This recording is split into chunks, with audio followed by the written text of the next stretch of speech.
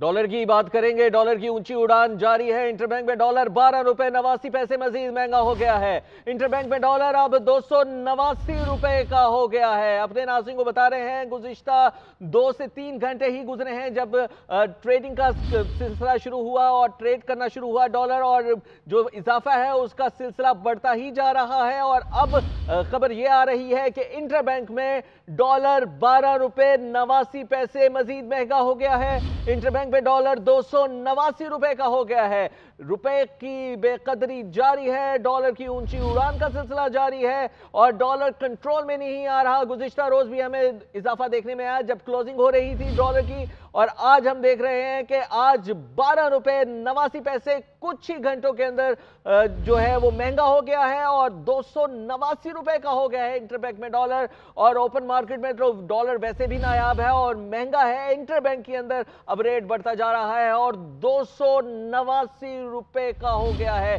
बताया जा रहा था कि कुछ ही माह के अंदर डॉलर 300 रुपए तक पहुंच सकता है, और अब जो पेशगोइयां की जा रही थी वो हमें सच्ची होती हुई दिखाई दे रही हैं। और अब डॉलर 289 रुपए का इंटरबैंक के अंदर हो गया है। डॉलर की ऊंची उड़ान का सिलसिला जारी है। इंटरबैंक में डॉलर 12 रुपए 89 पैसे मजीद महंगा हो गया है और रुपए की बेकदरी का सिलसिला जारी है। रुपए को बेकदर करता हुआ डॉलर बढ़ता जा रहा है और 300 के करीब पहुंचने वाला है। 289 रुपए का हो गया है।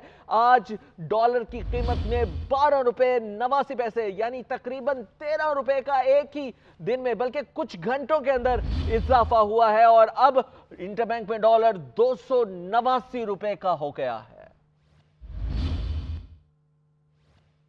अपने नाज़रीन को बताएं डॉलर की ऊंची उड़ान का सिलसिला जारी है। इंटरबैंक में डॉलर 12 रुपए 89 पैसे मजीद महंगा हो गया है। इंटरबैंक में डॉलर अब 289 रुपए का हो गया है।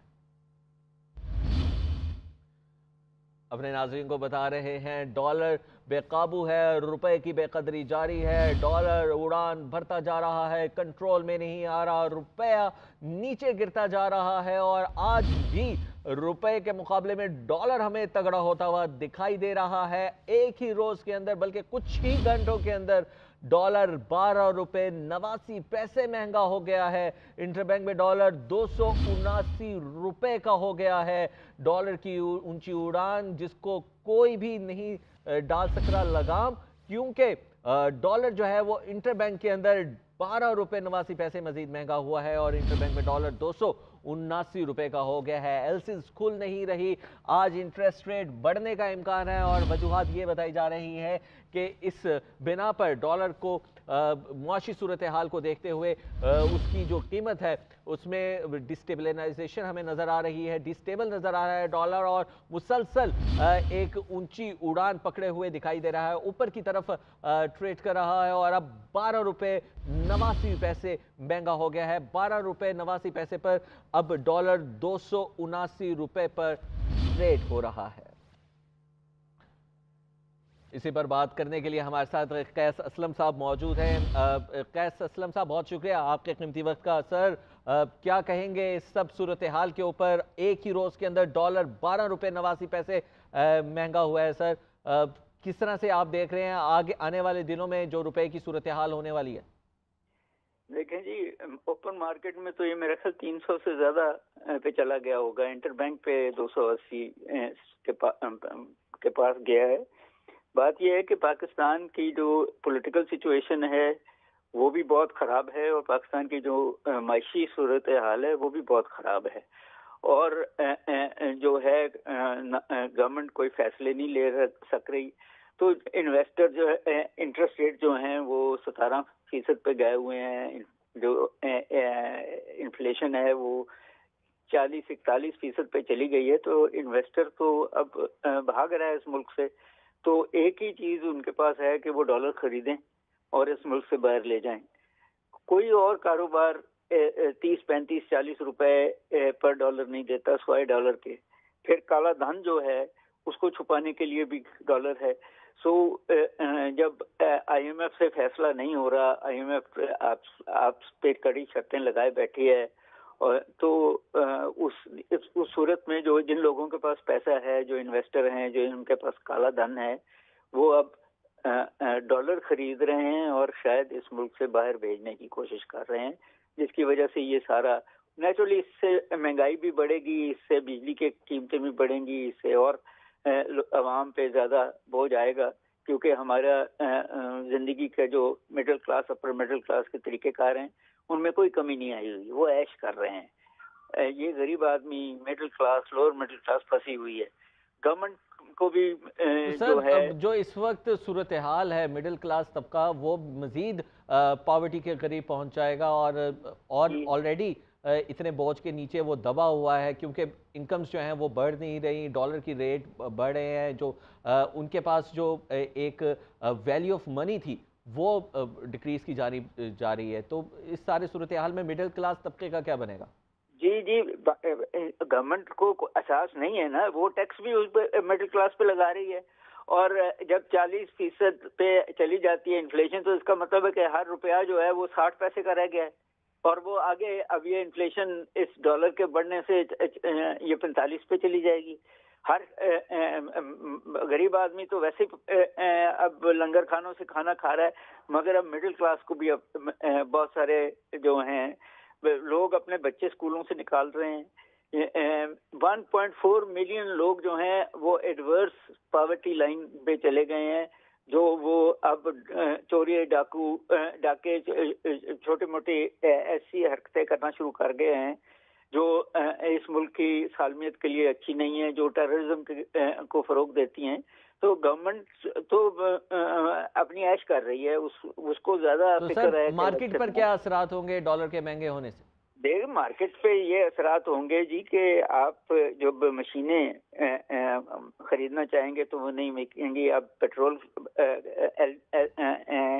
گیس ہر چیز خوردنی تیل اناج جو چیز بھی آپ باہر سے منگواتی ہیں وہ مہنگی ہو جائے گی، اور اس کی وجہ سے دوسری چیزیں بھی مہنگی ہو جائیں گی۔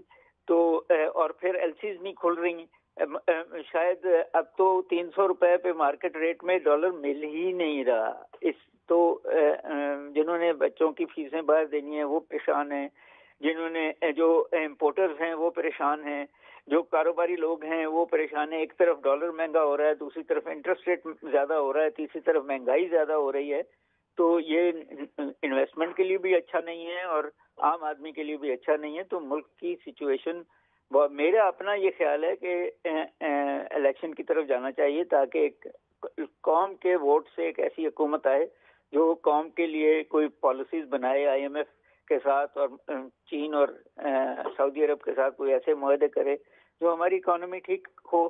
تب تک یہ سارا ڈالر کا یہ کھیل جاری رہے گا، کیونکہ کالا دھن تو ڈالر میں ہی چھپ سکتا ہے۔ تو سر ڈالر کی اسمگلنگ کے لیے تو اقدامات حکومت کو ہی کرنے ہیں اور حکومت کو ہی کرنا چاہیے، تو یہ تمام سر صورتحال کو کنٹرول میں کیوں نہیں لے کے جا رہے؟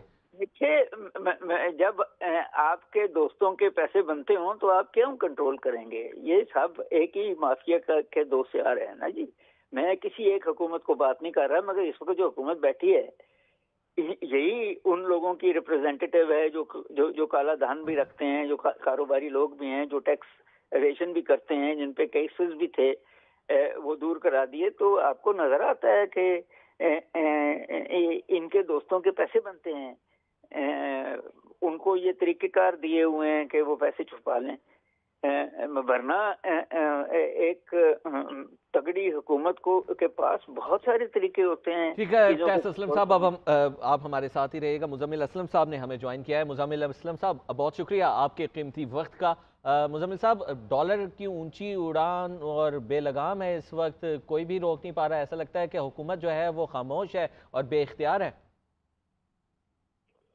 بالکل جی، بالکل بے اختیار ہو چکے ہیں، اور جو پی ڈی ایم کی معاشی پالیسیاں تھی اور جو ان کے خیالات تھے اس خیالات کے حساب سے چیزیں نہیں ہو سکی۔ وہ سمجھ رہے تھے کہ ان کو سعودی عرب، چین، یو اے ای سے پیسے مل جائیں گے، آئی ایم ایف جو ہے ان کی منشا پہ چلے گا، تو اور وہ جنیوا ایک کانفرنس کی تھی، آپ کو یاد ہوگا، جس میں $10.5 ارب کہتے تھے ہمیں مل گئے ہیں، پاکستان نے دنیا میں جو ہے واپس اپنا مقام حاصل کر لیا ہے۔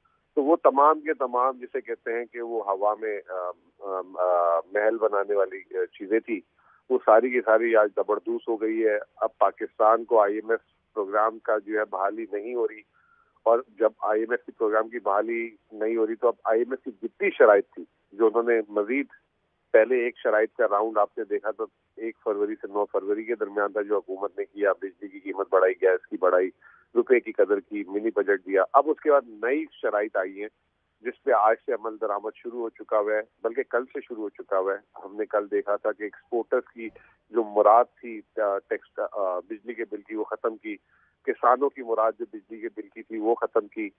صبح روپے کی قدر گری ہے. ابھی 11:30 بجے اسٹیٹ بینک شرح سود کے لیے بیٹھ رہا ہے، اس کا شاید اعلان ہوگا تاریخ کا، وہ بھی بلند ترین شرح سود ہوگا.